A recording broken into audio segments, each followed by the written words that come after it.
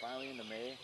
The lake temperatures are running probably about 51 degrees or so, but to find these northern bays, they tend to warm up a little faster, especially in the starker water.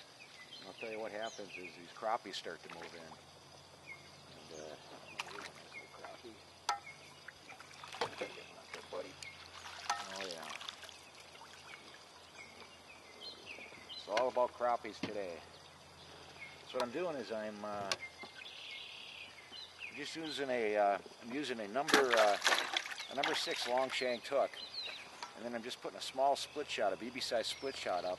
Then I'm using a rocket bobber. What I'm using is this mini ultralight rocket bobber, and basically all you do is you just depress the end cap like that. It can be a lock-on or a slip bobber is what it can be, but simply depress the end cap, wrap it around wrap your line around there twice around that J hook, and you're set to go. I'm fishing probably about 18 inches or so right now. These crappies are moving up into these shallows, and I'll tell you what, once they start coming in, they're in for about 2 weeks or so. You know, at the same time, what happens though is a lot of once those crappies move in, a lot of those pike and bass and everything else start moving in. Let's see if we can get ourselves another one. Yeah, it's a real easy way to fish crappies, I'll tell you. The thing about these bobbers, you get long casting distances, but they're made for, they're actually originally designed for lightweight bait presentations, such as you know, panfish presentations, 32nd ounce jig, 64th ounce jig, and they're designed to lay flat. As soon as that fish inhales the bait, that bobber is going to start to stand up. You just set the hook. Real simple. Now at the same time, with that casting distance, I'm able to stay outside and not really disturb those fish inside. Just cast out, and here we got another one going. Boom, got him. See how that bobber stood up like that? Super, super, super easy fishing. Come on. There. All about crappies. Whoa, come on. Nice crappies.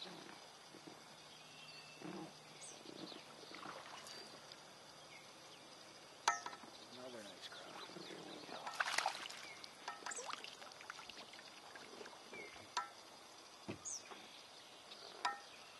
Oh yeah. The thing about these number 6, these long shanked hooks, what you can do is it's you know, they've got paper mouths is what they do, but I'll tell you, look how big that mouth is. And a lot of times when you set the hook, you usually get them right in there, and with that long shank, you can pop that hook out real easy. That's why I like to go with those. Now what I'm doing with these minnows is I'm simply just hooking them under the dorsal fin. So what you want to do is just slide underneath that fin, underneath that bone there, but you don't want to go too deep. Just slide it underneath there, just like that. Just like that there, and I'll tell you what, that little minnow just swims around, and there we go. Looks like they're a lot tighter right now, tight up against that wood. What you're doing now, you look at that bobber's just laying flat. As soon as that crappie grabs that minnow, that bobber's going to start to stand up. Just boom, you set the hook. So easy. Got him. See what happens when those predators come in. I'll tell you what, when those northerns, bigger fish come in, those fish will start sliding out a little bit. They'll just wait for a minute or two, and things look a little better, and then they're right back in the game.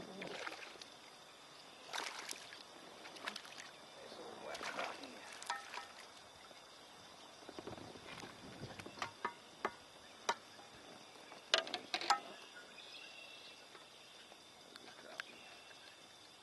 These are good eaters. They're not monsters by no means, but I'll tell you what, they're really good eaters.